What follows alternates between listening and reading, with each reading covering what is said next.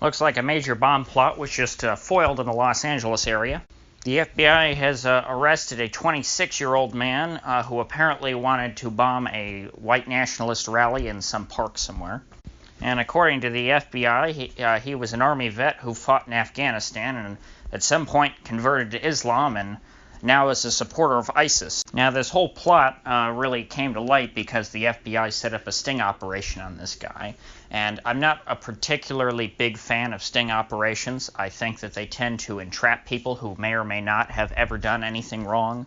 I feel that the sting operations, at times, depending on the case, may have just sort of egged people on who wouldn't have done anything illegal or wrong in their lives and sort of gave them the opportunity to break the law.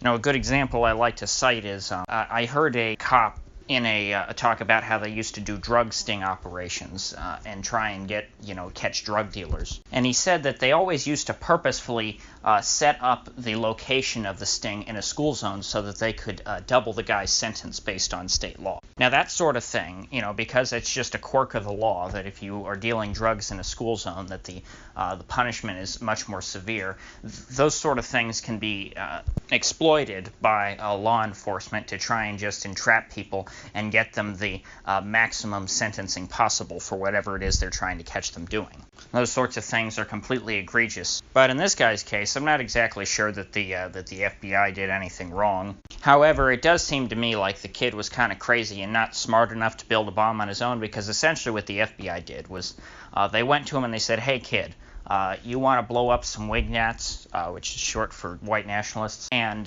we're going to build a bomb for you. So we're just, let us build the bomb, and then we'll give it to you, and you go put it wherever you want." And you know what? I think there's probably a lot of crazy people in this country who, if you had the opportunity, they may not be very smart, but they might be angry people, and if you gave them a bomb, they may just go plant it somewhere.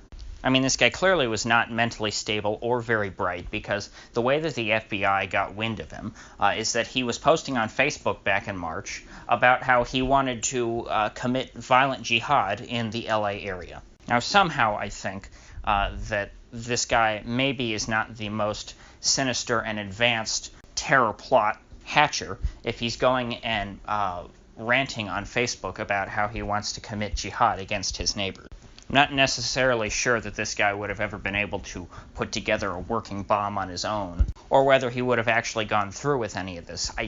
We can't really know that for sure. I mean, frankly, I think it probably would have been better for the FBI to try and maybe alert his family and see if they could talk some sense into him. Because this guy is a veteran of the war in Afghanistan. He may be dealing with some sort of, PTSD or other mental issues. And furthermore, the FBI came out and said during their press conference that at no time was the public in any danger during this whole operation, meaning this guy was no threat to anybody, because they knew that they were just going to give him a fake bomb, and even if he went and planted it at this, at this park where the white nationalists were going to gather, all 5 of them or whatever that live in LA, they knew nobody would be hurt. So, why try and take this guy who's clearly disturbed and lock him in prison where he's probably going to get raped in the shower? Now, the real headline here, apparently it's taken me a while to get to this, so I didn't mean to bury the lead, but this guy was essentially looking to target the white nationalists in retaliation for the New Zealand shooting. He was very upset that his Islamic brethren were slayed by a white nationalist, so he wanted to sort of take an eye for an eye, and since the white nationalist killed 50 Muslims, he wanted, as a Muslim, to kill 50 white nationalists. But apparently he was also considering targeting military, police, Christians, or Jews, so pretty much everybody. Now, something very interesting were his original Facebook posts, which are what attracted the FBI to him, in which he not only called for, violent Islamic jihad on the streets of Los Angeles, but he also was talking about how what this country really needs are more events like the Vegas shooting. He says that things have been way too quiet since Vegas, and that we need to wake people up. We need to get the fire burning and sort of stoke the flames of civil war in the country. And he made it very clear that his goal was not to wage some civil war on behalf of Islam and expect Islam to conquer America. That wasn't his goal at all. Rather, what he wanted to do was to destabilize the United States in the way that the United States has destabilized many Islamic countries around the world.